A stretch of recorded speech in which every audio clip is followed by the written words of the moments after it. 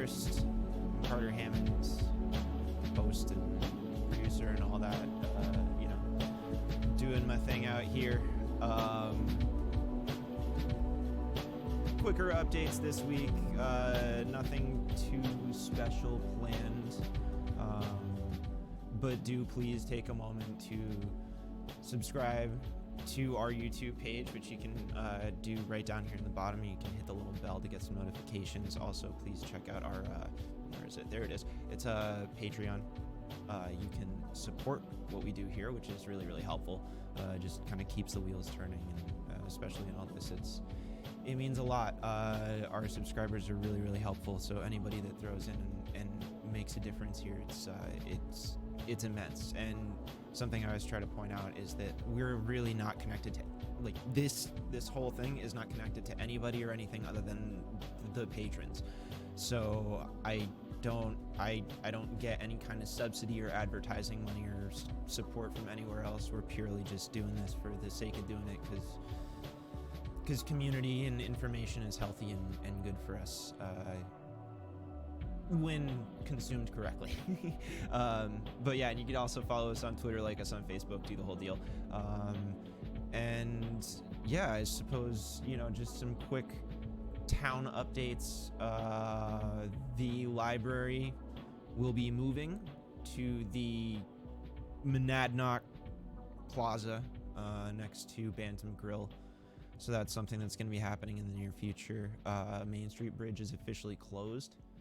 So now you got to go all the way around the, through Granite Street. And they do have that light running now. So it's functioning. We all just have to get used to it. I've had to go through it a number of times, and it's not my favorite, but it's life. So, what you going to do? Anyways, let's see here. They extended dog licensing out to the end of May. So this was actually something that I realized that I had said it multiple times on the stream, and I was like, hey, everybody, go out and get your dogs licensed. And then I realized, oh, shoot, I never managed to get that together for myself, like a bonehead. So I went to the site. It might have even been yesterday, and I couldn't find a way to register my dog. And fortunately today, I did sort of circle back around and take a look here, and they do have the correct thing. You just need to put in last year's ID number, and I'm sure if you're having problems or you're not able to find them, you just call the town clerk, and you'll be able to get through them. Town offices are open Monday through Friday, 8 to 4:30 p.m., so that's time you can call in, but they are still restricting their in-person appointments from 8 to 12. So just stuff to keep in mind. I can actually put some of this stuff up, and we'd probably just have a look over all of it, honestly. So we'll just throw it up right here. So this is the weekly dispatch. This is on the town website. So this was posted on the 28th. So we're, looking at 2 days ago, but still useful information. Essentially, yeah, here's their notice about the Main Street Bridge project, and you can actually check out the real website dedicated for it. It's pretty nice. There's a lot of cool photos of town. But this essentially goes over where they're at, and this was posted on the 27th. So that went up on Monday, and they're going to be doing a lot of work through the 15th. So the next 2 weeks are going to be pretty intense. A little over 2 weeks. They're stripping, painting Main Street and adjacent parking spaces, installing barrier for staging area in front of Bar Harbor Bank, location of water line near Center Town, removal of hydrant at Center Town, installation of drainage upgrades at the Center Town corner of the bridge, begin stone removal at the Center Town corner of the bridge, removal of the wall near the library for temporary bridge. So then I think that's the footbridge that they're talking about. Construction of the temporary bridge foundations, again, footbridge. Also be an underground canal rehabilitation work that will require closing Veterans Way for approximately 2 weeks in May, and they haven't announced the dates on that yet. So this is the latest information on the Main Street Bridge project, so we know what to expect out of that. I mean, as much as we can from here. But it's good to see that they are at the very least staying updated on letting us know exactly how crazy it's going to get downtown, especially for people who are doing a lot of shopping at Roy's and like picking things up there. Yeah, that's going to matter. So, it's interesting stuff to just sort of keep in mind. The River Center was sharing resources, and here's their website. I'll try and get links to all this stuff in the description of the video. That way we can, if people really need this and they're getting it off of the video, they can pull it up directly and not have to mess around with a bunch of stuff. So they are basically just directing people to the unemployment website. But they do have that you can reach Mary Hubbard through the career counseling program at the Peterborough Talent Library, which has been killing it, by the way. Despite the fact that they're in the middle of moving right now, they're actually really, really doing a great job of being a resource for the town. I mean, the live streams that have been happening there are just awesome. And anybody that didn't get a chance to catch the Library Home Companion, I would highly recommend checking it out. There was some really fun stuff in there, and it's a good way to stay connected to the community. So, and in a time where virtually nobody can actually go to the library, they've done so much to keep information going. It's one of the most important resources that we have right now. So, and actually, they did spend a bunch of time this morning talking on the exchange, which I'm actually going to go to a different part of it. We'll talk about that a little later. But they were talking about the Peterborough Town Library, and they were talking about libraries in the state in general, and somebody had called in and talked about the Peterborough Town Library project and what they're going through and how much they're still doing for the community. So it was really cool to see that. And it's encouraging. So let's see here. Continuing on, information about food assistance for anybody that's having trouble. 9 to 12 drive-through service Wednesday and Friday at the Peterborough Food Pantry. Call when you arrive, obviously. Make sure you're pre-qualified, so you're going to have to go through the whole process, but it is an available thing, and this is a way to get in touch. If you need to try and get ahead of it, you can call ahead, and they have the resources here for that. Let's see.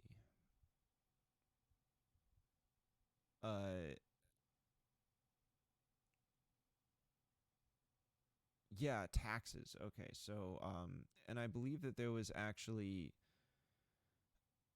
information about let's see. I believe there was recent information that said that they had updated the tax deadline.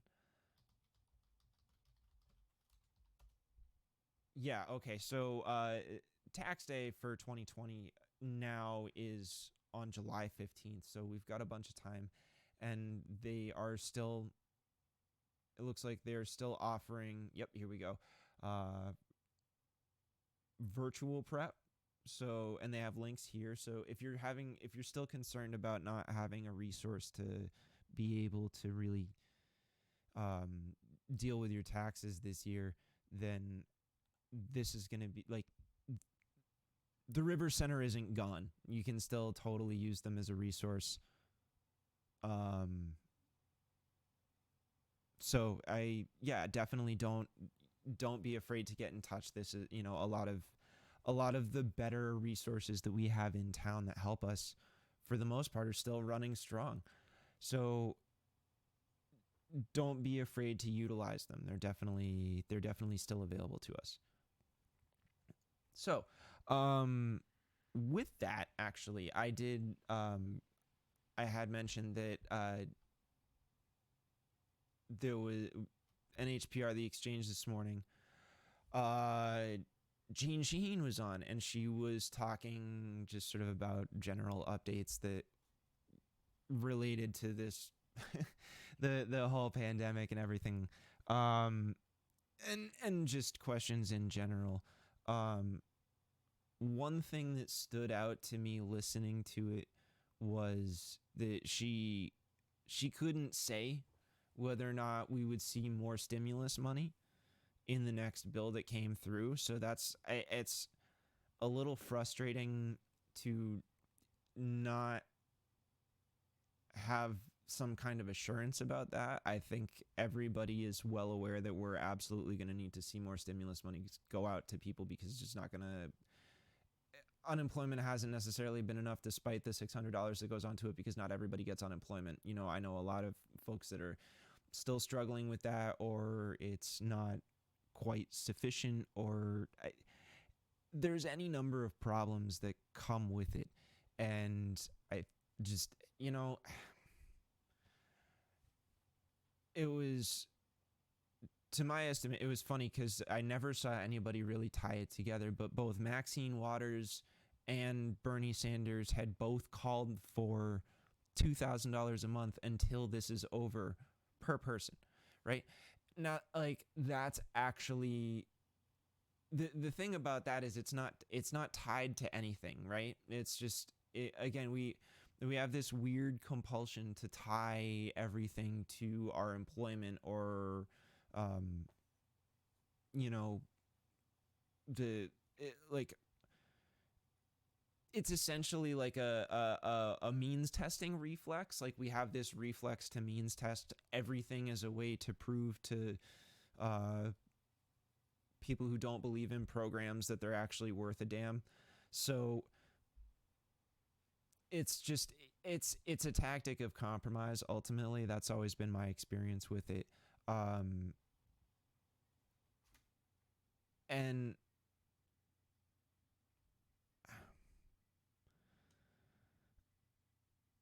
I just I don't see any reason to not just try and completely circumvent that, when the money is pretty much it's it's essentially I mean, we can do it. It's not like we are unable to. We are. I mean, everybody knows that we're going to be facing incredible like economic hardship going down the line, but there's a certain reordering that can occur through this, and I think everybody across the spectrums are agreeing on that point, that that there's absolutely um, things we can gain from this whole experience, and ways that we can change our society for the better. I attended last house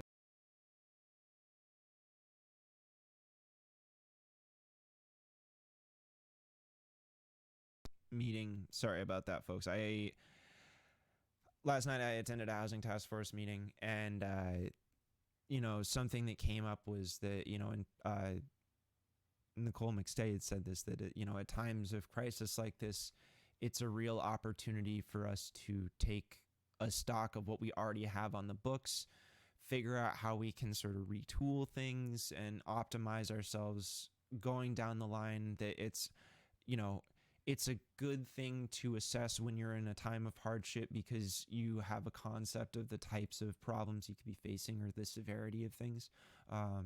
It's easier to it can be easier to imagine things being worse than they are, because you're already sort of down the path a little bit.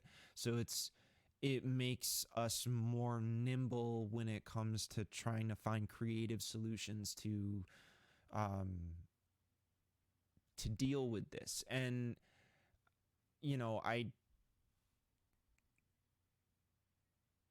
there is an entire philosophical thread that I can go down here, tied to the concept of disaster capitalism, and the idea that you need to create struggle and lose. I'm not going to get too into that. But the broader point is that it's frustrating that we can't have assurances from our government at this time, or our elected officials, that we're actually going to be seeing money that we need to be seeing coming in a timely manner. And particularly there's, she points out that there's a lot of rent relief that's not going to occur until September. So I'm sorry, but what happens between now and then? And, another thing that gets brought up is like, okay, example, right? I spoke to someone that I know that works at the Sylvania factory, the light bulbs. And I asked him, I was like, hey, are they offering you guys any kind of PPE? Are they following any social distancing guidelines at the workplace?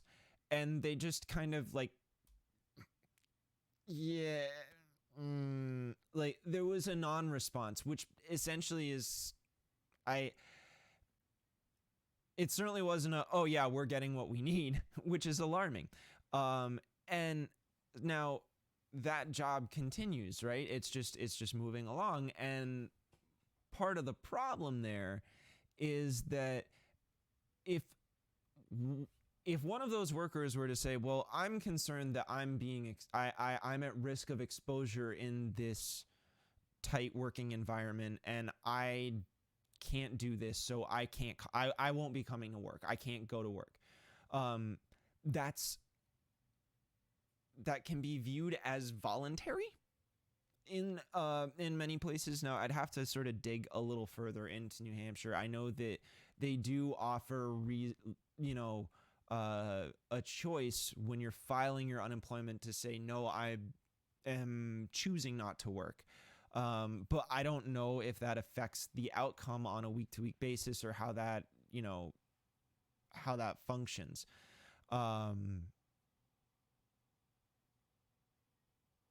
It's I haven't seen the result of it, and if anybody's been through that and is, it would be great to hear a take on it. But the mechanic of the idea is that if you're quitting a job, that's a voluntary leave. Like, I cannot collect unemployment because I chose to not be there. Like, it's not like the job went away. The job is still available. I just can't do it.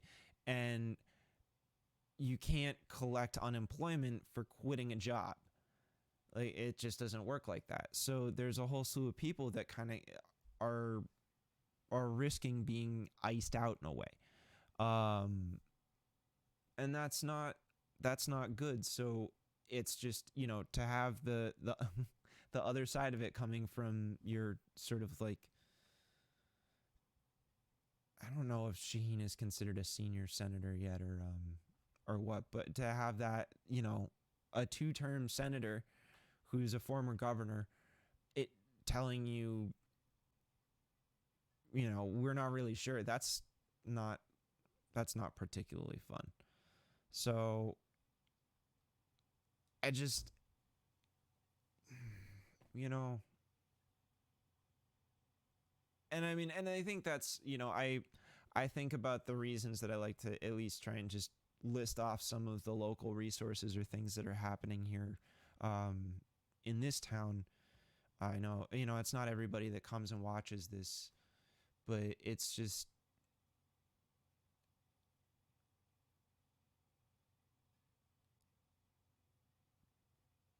I think that there's a deeper point to, like, we have to be strong as individuals. Like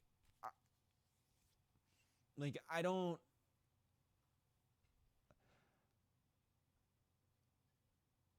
look at community and individuality as mutually exclusive things. I think they necessitate each other in order for them to function correctly. I think when we don't have a sense of community, typically we as individuals start to warp ourselves because of isolation chambers, which is risky. And then it's like it's a too much of a good thing kind of concept. But if you conversely focus, it's the same way on the other side. If you focus way too much on a community, then you stop paying attention to the needs of the people. And so I believe that the only way to have healthy community value is, or like, have vibrant community, is to deeply support individual action and doing the right thing on your own part. I generally speaking, I think that's just they coexist in that way.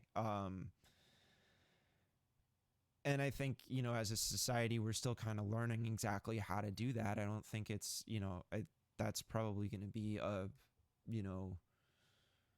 lifespan of our species lesson, not something that any one person is going to get in any one swing. We're always going to be making attempts to improve that. And but we do have paradigms to understand this, and the idea of like ground up construction, starting from the bottom and working your way up.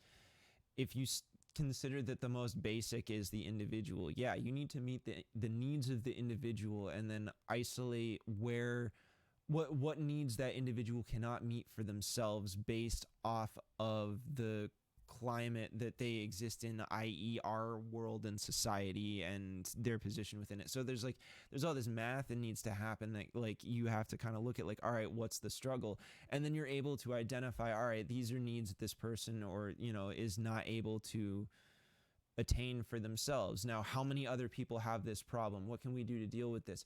These are community solutions that you start to develop because you have that it's just a product of civilized society, as we just identify things that we don't need to be doing anymore because it's causing problems for us. We eliminate them, and then it's done. So, and that's essentially the basic concept of what, at least what my understanding of what government was always. So when someone says, attacks the government, I kind of think like, why, you're attacking the people. Now, to say that we're in a functioning democracy right now is a completely different story, which basically gets me to my next point, where today on the exchange, and I'll actually try and see if I can pull the audio back up. I don't know if I'll be able to just like pull it like that. But essentially, as a closer today, Peter Biello asked Jean Shaheen if how she responded to the allegations against Joe Biden from Tara Reade. And Shaheen essentially said that she believes women and that we should listen to what we have to say, or what not we, but the accuser has to say, that this needs to be fully addressed, which is, I'm glad to see that we're actually dealing with this for real.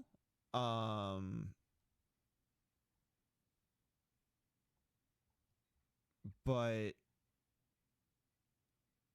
it's very, very frustrating to a lot of people. So like people who are pretty adamant that they don't want to support Joe Biden, right? Because they see him as this person who's committed sexual assault, which I don't, I personally, from my own point of view, think that that's really like something that's got to get grappled with. And that's my big, like probably the biggest obstacle I have in dealing with Joe Biden myself right now, is that I don't like that I have to choose between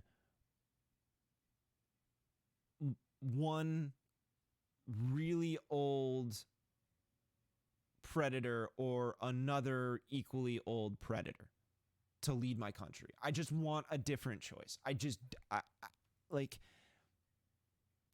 And I think, and again, I've said this repeatedly, I don't know what I would do with my vote yet. there is so much time between now and November. Like, I, for anybody that's not considering just how much of a gap there was between, I don't know, March 1st and the last day of April. Like, we're talking 2 months, okay? That's like, you know, and look how much has changed. And how absolutely mind blown so many people are and don't know how to deal with it. Like, I think we got a lot of ground to cover between now and then. So I just, but to that end, I myself have been attacked for it. I know many other people that have been attacked for it, for the criticism of Biden for this, particularly from, other people on the left, a lot of people that did definitely even support Bernie, right up until he dropped out, gave him the vote. So it's hard to,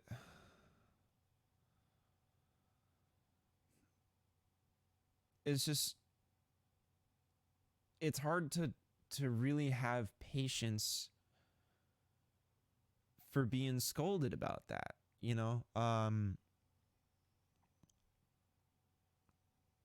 all the real Dem stuff, and I don't,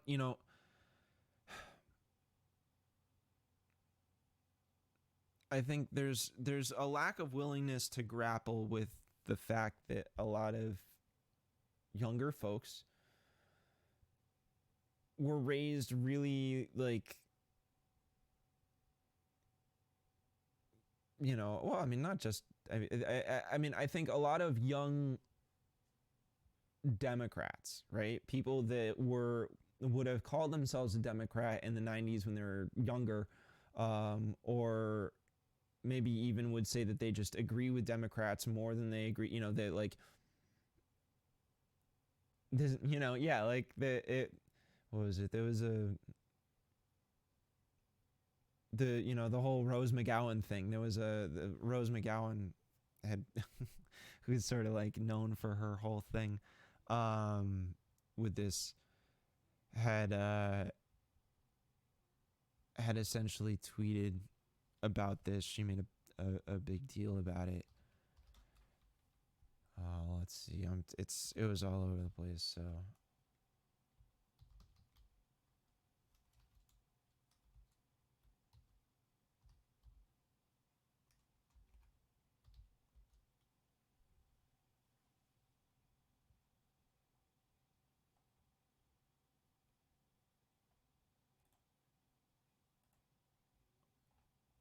Yeah.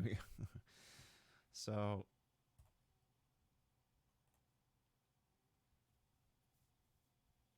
Yeah. Here's so. All right. Yeah. We'll I'll put this thing up because so. This was essentially Rose McGowan going off, and I thought, like,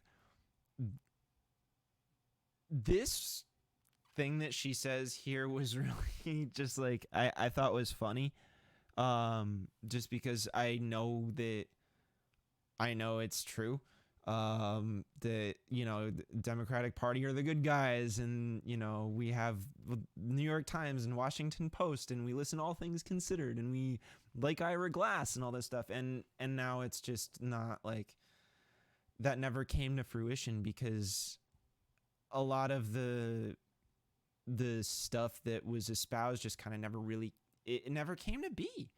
I personally feel like a lot of the values that I really thought we fought for is, like, there were times where we had power, we didn't,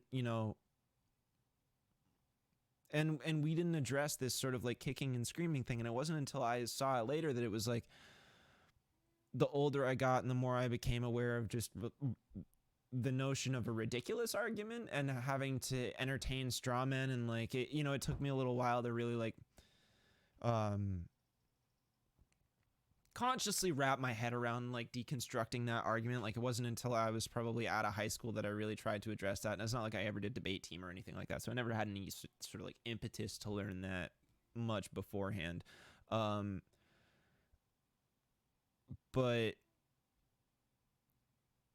you know, the more I looked at like, okay, this is what I want, this is what I believe, you know, I'm not cool with the constant reclamation of indigenous land that keeps happening, or you know, like what's going on with the Wampanoag in Massachusetts currently. Not that that has anything to do with Peterborough necessarily, but realistically we're all on native ground, so it's just stuff to consider there. The more I like look at the way we actually handle things, there's like this like pride for meeting in the middle, and like that's not admirable, because you're still leaving so many people out. Like so many people get excluded from that really, really important thing, and it's just not good. Like it's not okay. You can't. I don't know how to call myself a good guy while I'm simultaneously really like just hurting people that are in need or struggling, or because I've been there myself. I mean, it even like this, how many of us are dealing with this? So why would you? I just don't. For me, it was like we're not doing enough, and I don't know how you call those people the good guys. To me, the good guys would be the people that unconditionally fight for the best for those who need it all the time. Those would be your heroes, but I guess that's not what we're doing. And I think that's what underpins folks who are like, nope, not going to vote for Biden because I think he's a sexual predator and I don't want to have to choose between one sexual predator or another. Like there's nothing wrong with that.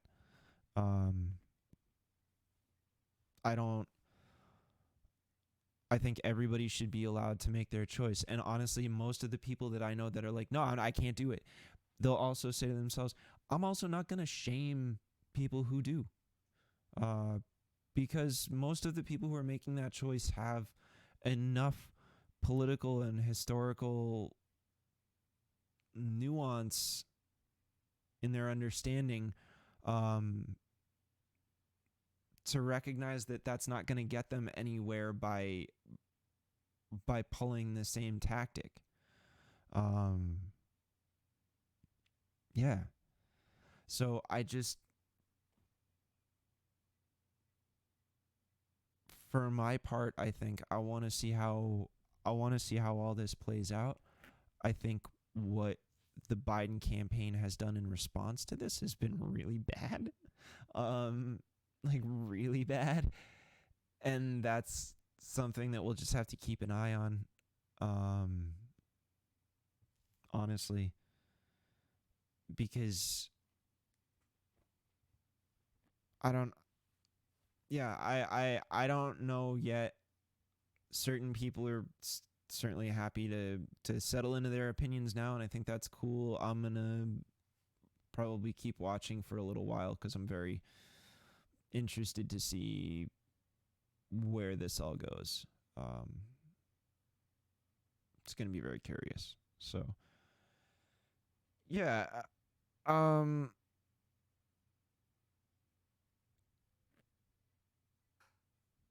let's see here. Oh wow, geez, I guess I'm sort of going through a bit my content a bit quicker than I had expected to, which is that's not always a bad thing. Well, I tell you what we'll do is, let me just,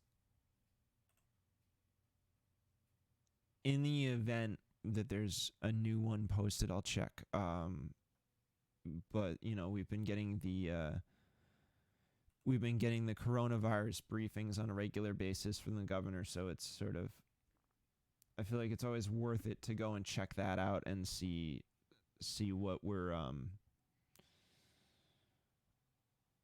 dealing with, what the gov is telling us.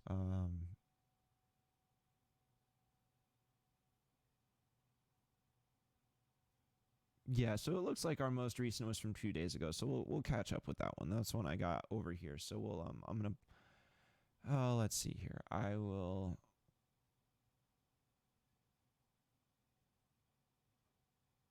push this up now, and we will check it out. Okay.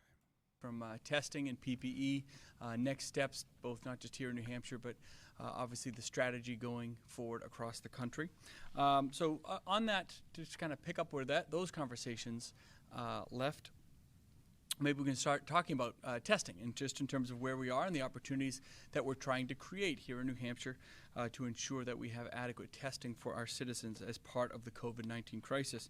So obviously we continue to ramp up our testing capacity, something we've been constantly doing since the very beginning of this, going from 50 to 100 tests a day.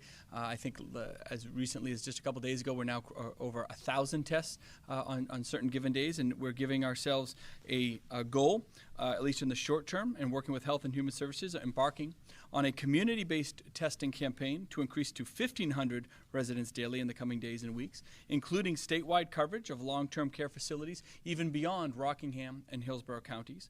The goal is to make it as easy as possible to test residents close to home and ensure that a more complete and comprehensive map of COVID throughout the state is available, not just in the counties, but really working to identify any additional potentials for community-based transmission. Health and Human Services will establish 5 new testing locations throughout New Hampshire to fill the gap for Granite Staters not able to access hospital-based clinics or urgent care centers. They will be located in Claremont, Lancaster, Plymouth, Tamworth, and Rochester, and these sites will still require a provider referral, but will be open for 8 hours a day, 7 days a week, staffed by the National Guard and the Metropolitan Medical Response System, the MMRS personnel that we've been discussing, as they continue to provide a great resource for the state, really since the very beginning of this epidemic. So we're ramping up our testing, and these new efforts will obviously help guide our decision-making, our tracking of the viral spread. And we obviously have a lot of very big decisions to make in the weeks ahead, and looking at the metrics and the tracking of the data is going to be very important in determining the strategy and both the short and long-term steps. I'm also, honestly the state not hearing that continues much to, about Hillsborough County in here, which is the hardest hit county. So where are we at with that? Protective equipment. And in the next 2 weeks, we anticipate sending out over 2.5 million pieces of PPE, specifically masks is where we're really focusing our efforts, to everyone from hospitals, nursing homes, and other areas where there is a need for PPE and where we've identified that need. A strategic push to get our protective resources to individuals all across New Hampshire is well underway, and will continue to do so, continue to bring it in and distribute it as it becomes available. At this time, I think I'm going to bring up the Commissioner, if you don't mind. She can bring us up to speed on some more of these details, as well as our daily public health update. So, Commissioner Shibinette, thank you. Thank you. Just an update on numbers and then a little bit more on our new testing strategy. Today we will be announcing 75 new cases with no new deaths today. That brings our positive total up to 1,938 with 60 deaths. Like I said, no new deaths today. Okay, hold on. If she's reading these numbers, I want to actually get us a little bit clearer. So, because it was definitely grimmer than that last night when it was coming out, when I checked. When I was looking at it on my end, the most recent report, let's pull that one up. So pull the updates, and we will look at April 29th. Let's just drop that in really quick. So yeah, okay.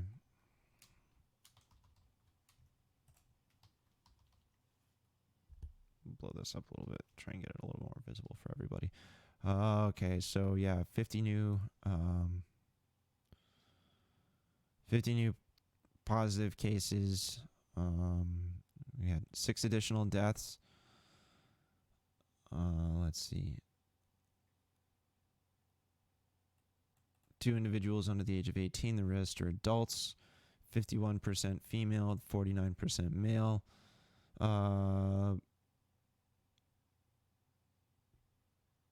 Mostly in the Hillsborough County, other than Nashua or Manchester, which is, I mean, like, that affects us here, folks. Let's see.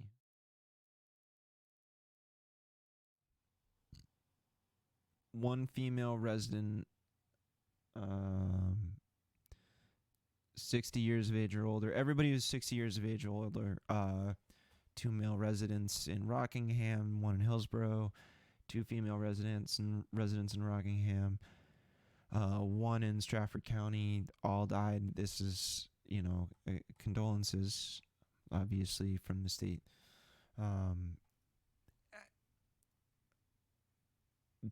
This is, not great.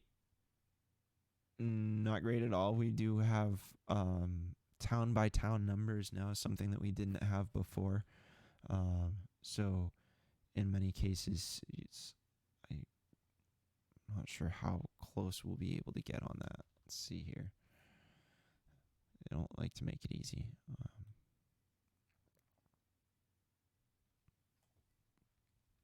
Yeah, so, I mean, from here it looks like we do, and actually oddly enough, one of the people in the housing task force was somebody who had COVID-19 in town, and who has recovered since.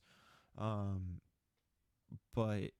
we're in Peterborough, we don't register enough to have a number attached to our town.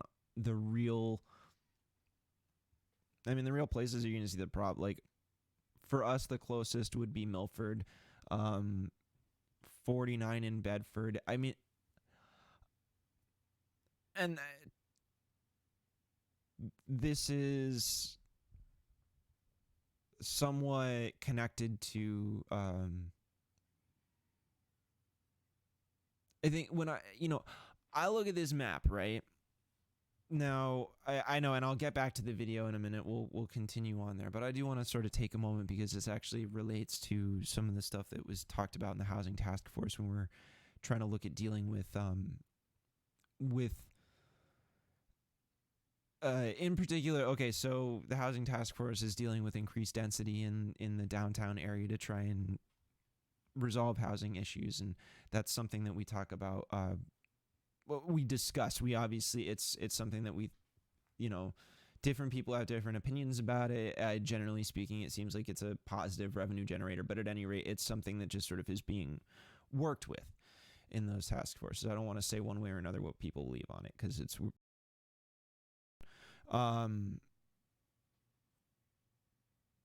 at any rate, something that came up through a presentation that we were shown from Strong Towns was talking about the whether or not density, right? So how close people live, whether or not that directly contributed to the spread of COVID-19. Now, obviously, the knee-jerk reaction would be to say, well, look at New York City. It's the most densely populated place in the U.S., and it's got the most cases and, down the line. But when you shift it to a per capita thing, what you find is that that's not necessarily the case, that there are certain rural communities or suburban communities that have it as bad as some of the worst offenders in terms of the relationship to the population of the community compared to how many people are infected within it. And when you look at how the virus itself spreads, it's often tied to specific outbreak locations or situations that occur, like a funeral or a rally or something like that, where you've got a bunch of people gathering, some sort of any kind of public gathering where people aren't protecting themselves. And even then, just in general, it's still increasing the risk of it happening. So that the way a community acts and responds to something like a pandemic has far more to do with the outcome than how densely they've constructed their community. You'd want to make the initial reaction that, yeah, if we're all closer together, then we're increasing our risk, but that does not factor in your community's own desire to not become infected, right? And we're really resourceful and we're really good at coming up with ways to deal with things, and we do that. Like, that's something that folks do. When you find yourself in a situation that's bad, you learn to adapt and you come up with a way to deal with it. And you may not like it at all. You may not like it at first, and then you may come to not care about it that much later, but we shift, like the world changes and we have to adjust. And so that dynamic is also going to apply to the concept of, I need to go out and do stuff, but I live in a tightly packed area. I'm going to take my own precautionary measures to protect myself. And when you have a healthy, well-informed community of people that care about not having this problem, or whatever, then you find that it's not an issue. So when I look at obviously there will be, as you increase numbers, you will see more cases, but that does not have any that's just like the notion of increasing a sample size. Like, it's not the same thing as saying, that just because you would see more cases in a city does not correlate to cities cause more cases. They're not, one does, it doesn't preclude the other. They're not, otherwise I would be able to say, at any rate. It has far more to do with the way a city acts. So if you've got, you will see more cases, but likely that number is lower than what it would potentially be, because you've got people doing what they need to do. Are there, when you have things like public transit, like subways, does it increase opportunities? Yes, absolutely. Of course it increases opportunities. But it doesn't actually increase the cases. It just creates more chance for a contagion to prosper. And whether or not we are successful at containing that has far more to do with the way we choose to address the systems that we've created, or the way we choose to behave within them. So at any rate, when I look at our map here in New Hampshire, right, I'm getting a little bit metropolitan on everything, but if I scale it back out to the country, something I notice is that some of them, frankly, communities that are, more focused on reopening business, communities that are not placing, or may not necessarily be placing health at the pinnacle or have hospitals in them, are the places that we see the highest counts of folks with COVID-19, which shows me that I think the social distancing thing works really well. And I think, after multiple weeks to see that, if we're here and reporting in Peterborough, to see after multiple weeks that we still don't register a countable number, we don't hit 5 cases, and that's enough to keep us sort of closer to the white there. That to me is evidence, because generally speaking, I see people making a huge effort. There's a lot more masks that get worn in this town than I would imagine I'd see in other places. So we have a very conscious community, and I think that's a positive for us, and is,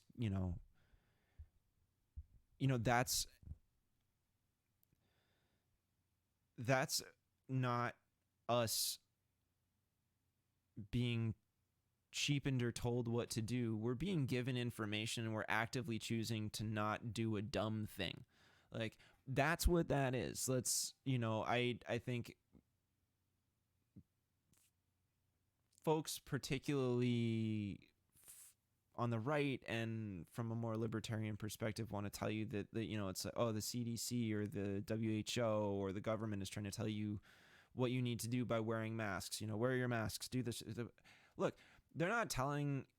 What they are doing is they are providing information for you. They're telling you, okay, look, this is how this works. Like, this is how this virus functions. This is the way this virus transmits. At that point, it's entirely on us to make that decision. Now, I don't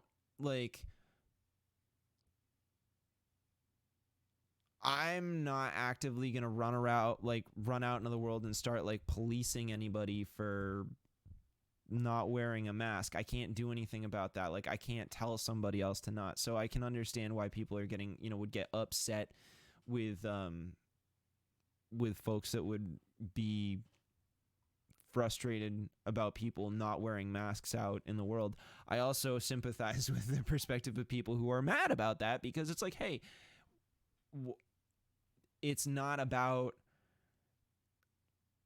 it is a selfish act to do that in a sense. It's not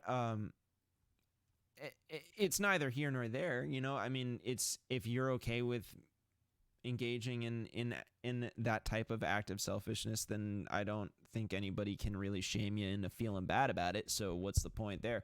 But I mean, it's not okay. It's not okay that we do that, but I can't stop you. All that's going to happen is that I'm just probably not going to go near you, and I'm going to care less about what you got to say about it, because I know that you're not taking it as seriously as the rest of us. And I know I really, it's hard to not pontificate and editorialize this kind of thing sometimes. But I don't know. At least I'm trying to be fair and criticize everybody here about it. Jeez. Because I think we probably all have it a bit wrong.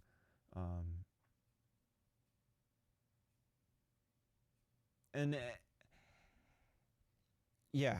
So at any rate, I think, it's,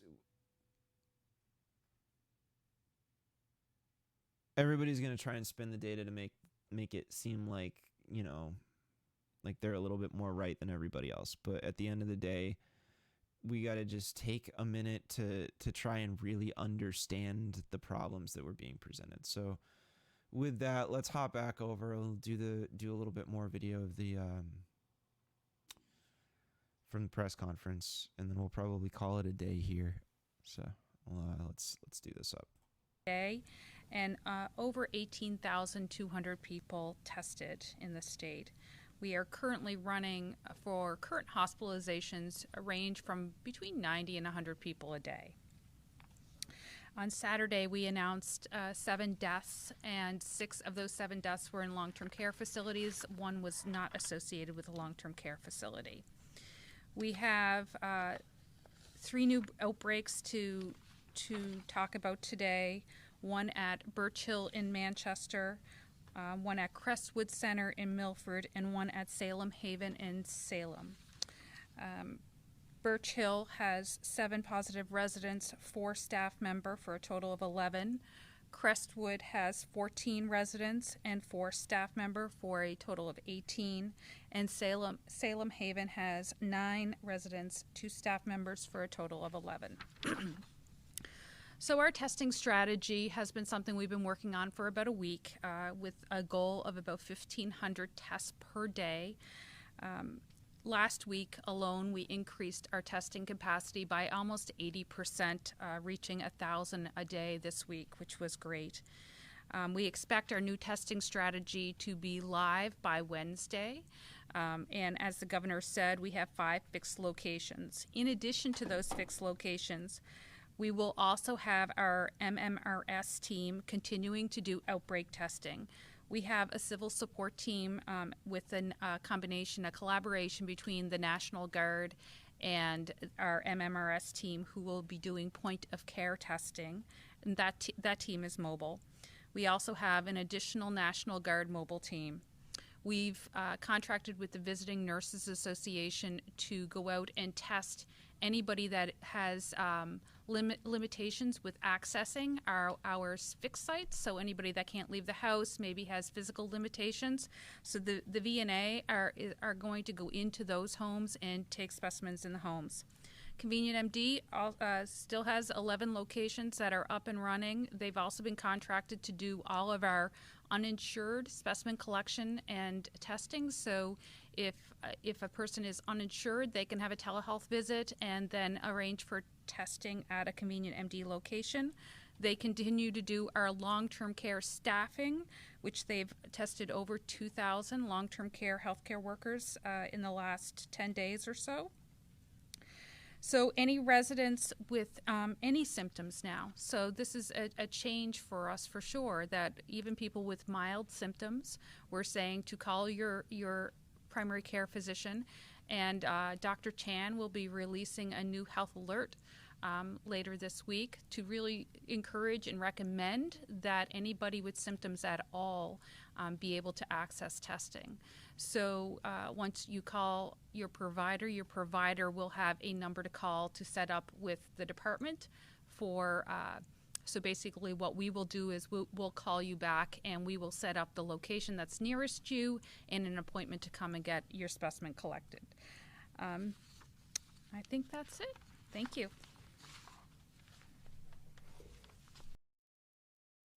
So I just want to sort of take a second to pop over. Like, I know I keep interrupting the stream, but let's just pull this up. This is the most recent statement from MCH, and I think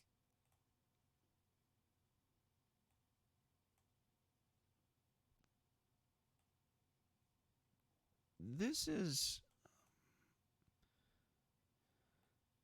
sort of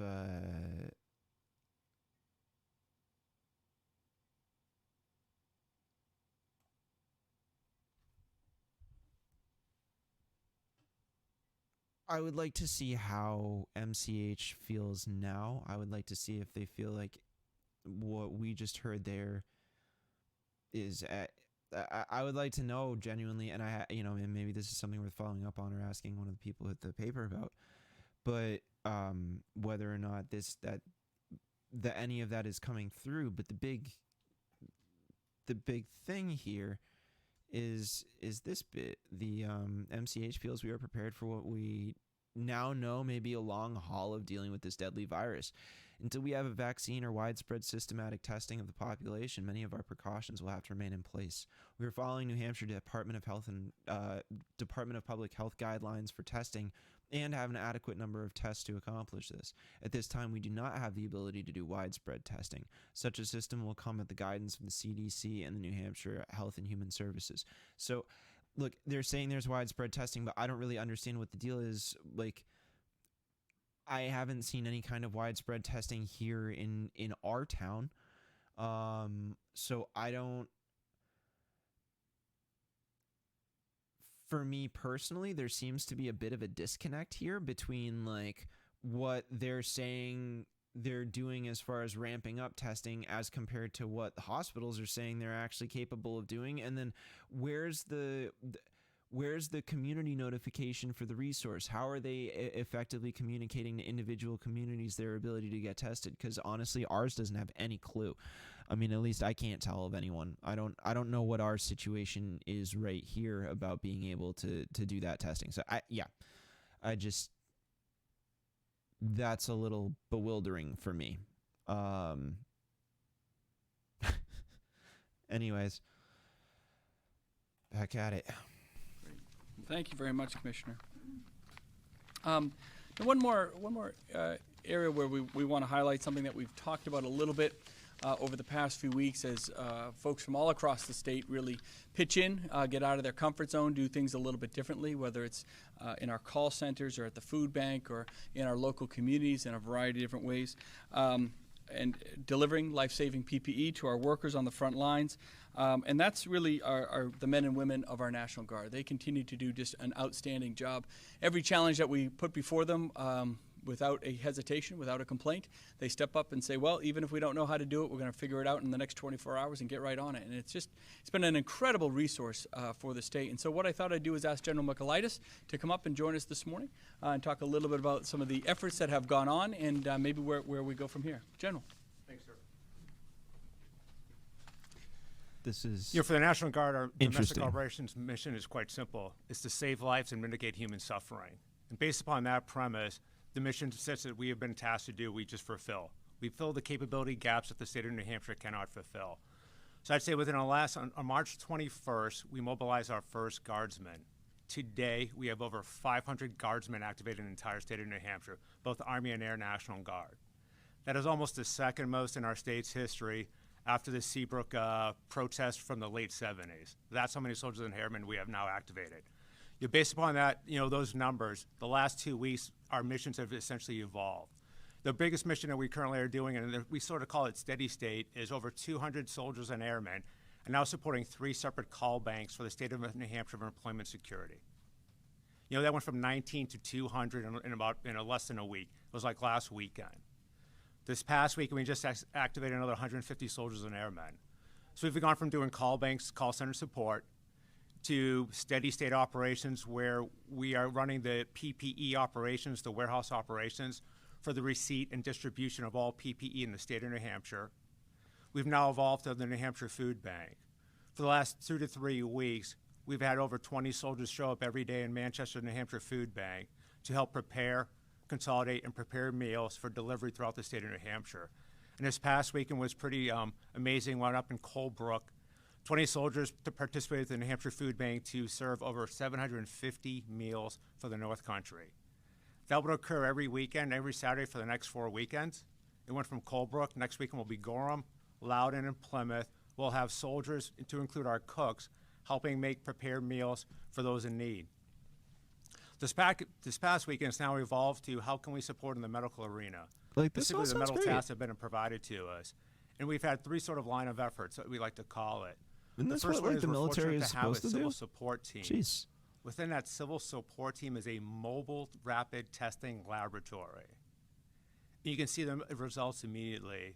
We can go to point of impact for long-term care facilities or those high-risk populations, immediately take tests, and get the results back within less than 10 minutes. Can y'all get a Facebook page up so That's people one can follow effort. that? The second Figure out effort where they're that going we to be? talked about earlier was Thanks.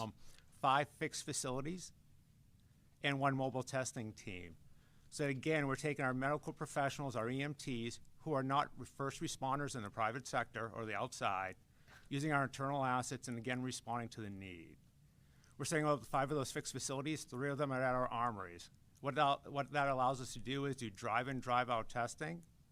A person doesn't have to get out of their car. They go to the first tent. They're meted by the first person who greets them and takes their administrative data. They'll go to the second test where our medical professionals have been trained by Department of Health and Human Services to be tested on those appropriate protocols. Then the third thing we're doing is we're calling COVID contact mapping. So once again, in the opportunities where the state lacks the resources or capacity, we're providing the manpower and the expertise. So again, we're going to augment at the Grupponi Center in Concord, Health and Human Services with 25 soldiers and airmen to help the state start the contact mapping process of COVID positive cases. So in summary, I'd like to close with just a brief comment I heard from one of my recruiters. And he said to me, he goes, sir, he goes, you know what? He goes, there's 1.35 million reasons why we serve, and none of it has to do with free college. Thank you. And he just completely destroyed his entire speech. There. That was that is so unbelievable. That is utterly ridiculous. And I'm actually going to explain why. I'm going to explain exactly why that statement is grotesque. Okay?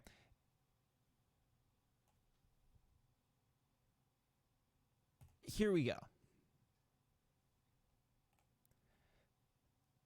This is General Michelotti's information page from the state of New Hampshire, right? So, again, I'll see if I can get this to be a little bit bigger so that we're not straining to read it.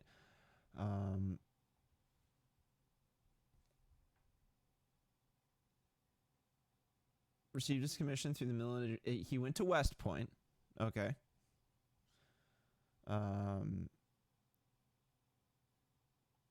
Served for some time.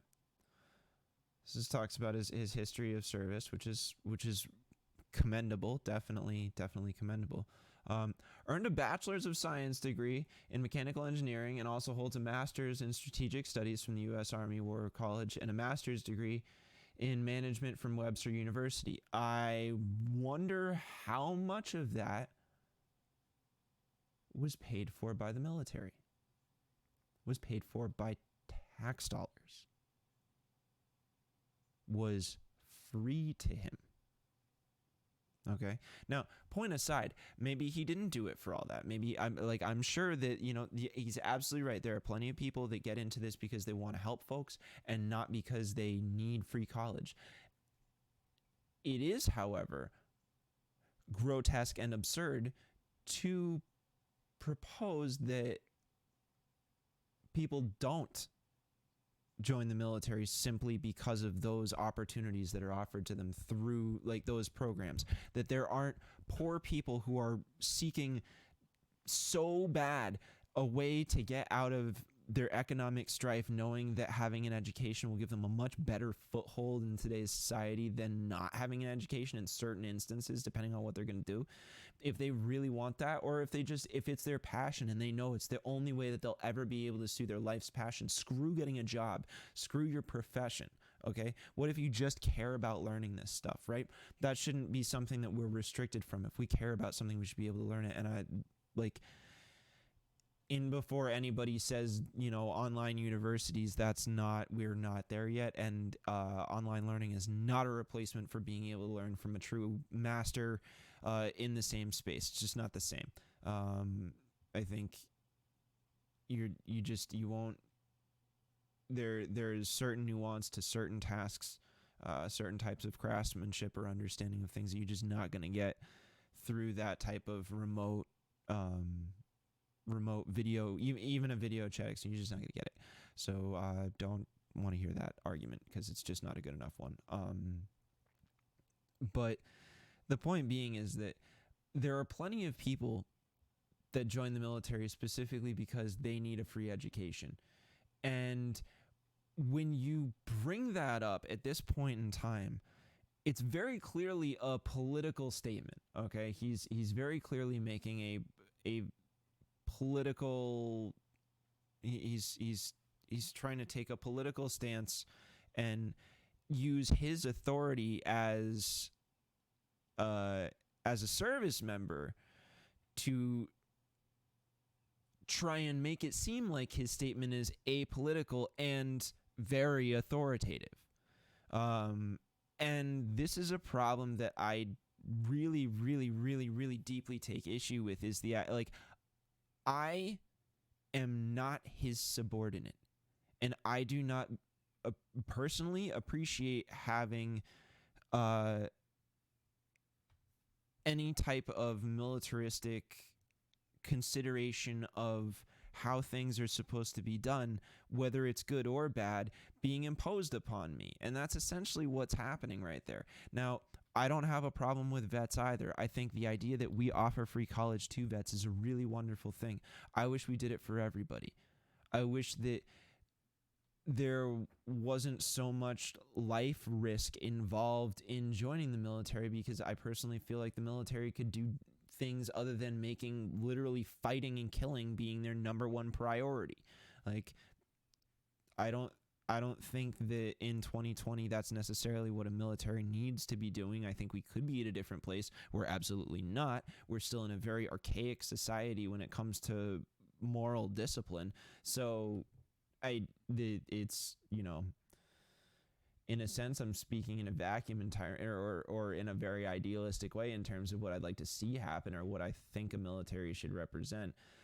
But that doesn't change any of the realities of this right here, which is that vets absolutely deserve the education funding that they get through the Montgomery GI Bill. It's yes, absolutely, 100%.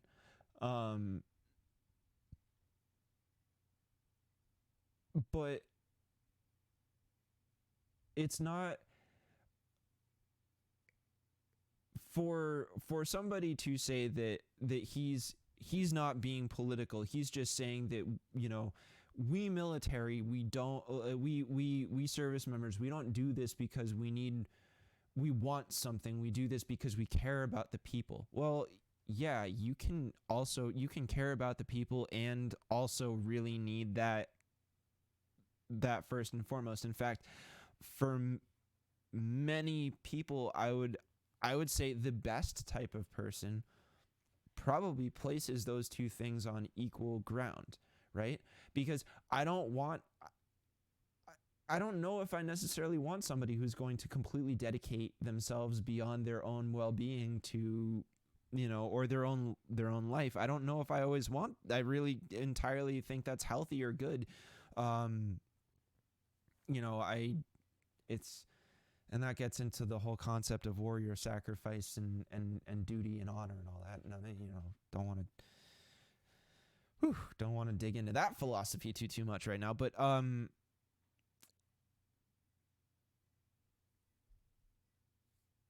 it's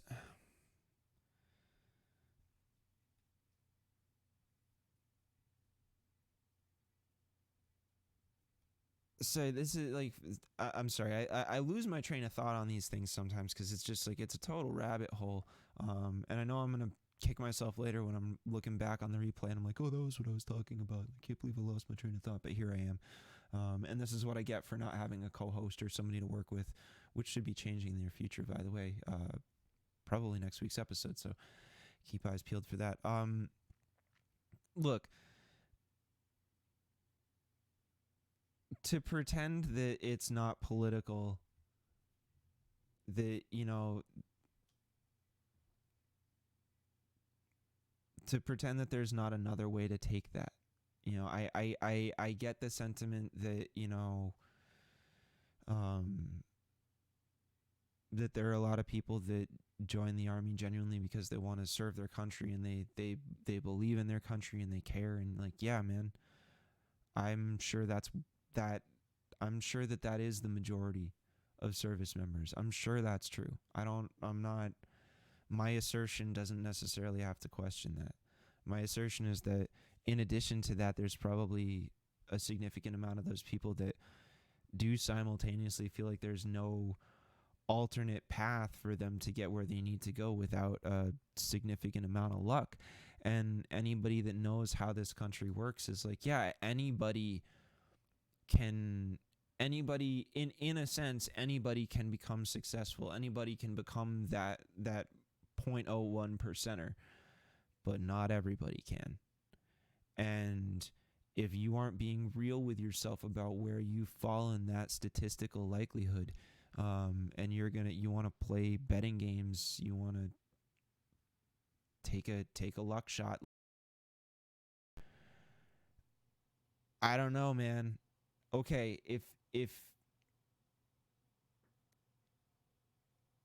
I don't like the idea that the best we've got is a lottery system. We can do better than that. And we already have done better than that by making sure that these vets and people like General Mikelades are able to go and get higher education, really learn stuff. You know what I mean? Like, I think that's great that we do that. I think we're at a civilized enough point in our society where we can offer that on a broader scale, and I don't think that's going to hurt us. I think the only reason we choose to let it hurt us is because we've become so obsessed with austerity.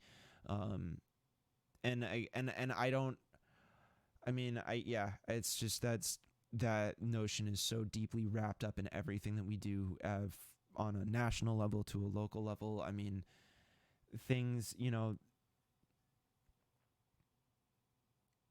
so much of the problems that I encounter are within the context of austerity. I even heard it in meetings last night. How, who's paying for this? Where's the money coming from? Just there's so much deep focus on that. And okay, like, I get it, but I don't know. After a certain point, I think it's healthy for us to put people in the fore, and make money take the back seat. Maybe just on certain issues. It seems like it might be a healthier idea. And I think free education is one of those things. And I don't see a reason why we can't include colleges in the same scheme that we include things like pre-K through 12. Don't know. So that was a point of serious outrage for me that I saw that, and I because at the same time General Michelotti is talking so eloquently about the ways in which the National Guard is really coming in and making a huge difference for communities and helping people out. Again, I hear a lot about testing. I don't necessarily see a lot happening about it, so I don't know how that is all working in more rural communities like this one. Hopefully we'll see change. Can't bank on it, but that's what it is. So at any rate, I think that does it for today. Honestly, this stream's been going on for a bit, and I have covered all the stuff that I really wanted to address today. I think, we can talk about, maybe we'll get into talk about some of the reopening stuff maybe next week as some more information is rolled out about that. Also, it's looking like we'll be having one of our first interview guests on for the live show starting next week, so keep your eyes peeled for that. We'll probably have announcements closer to the beginning of the week on details about how that's going to be going. So definitely keep your eyes peeled, and it's going to be exciting.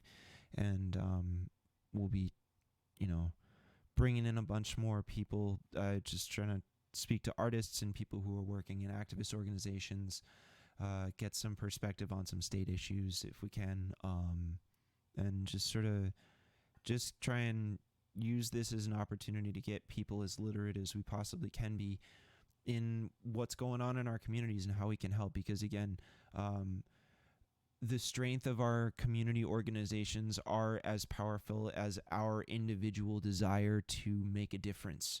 So if we as individuals seek fulfillment of ourselves through making a difference for others, yes, believe me, it is indeed gratifying in a selfish way to help other folks. It's true. It'll make you feel good. Anybody that's done canvassing knows that, is just talking to people feels good. So yeah, that's an individually selfish act, but it absolutely helps the community, and it's a positive thing. So if we keep in mind how that stuff works, and we keep an eye out for ways that we can engage in that type of action, then we're going to have a strong community, and that's going to present the resilience that we'll need and the solidarity that we'll need to weather pandemics or economic depression or whatever the case may be. So positive things to think about walking out of it, ways that we can be stronger together, and ways that we can connect with each other. So good stuff there. On a personal note, I actually have a new album coming out tomorrow through Pure Life Tapes. It's on Bandcamp. You can get at them at, let's see here.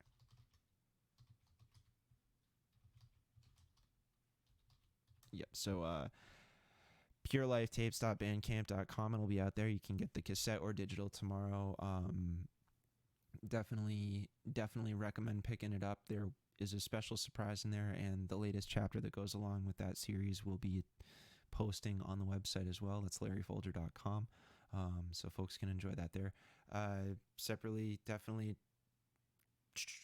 make sure to, as I said at the beginning, subscribe to us on Patreon, support us there.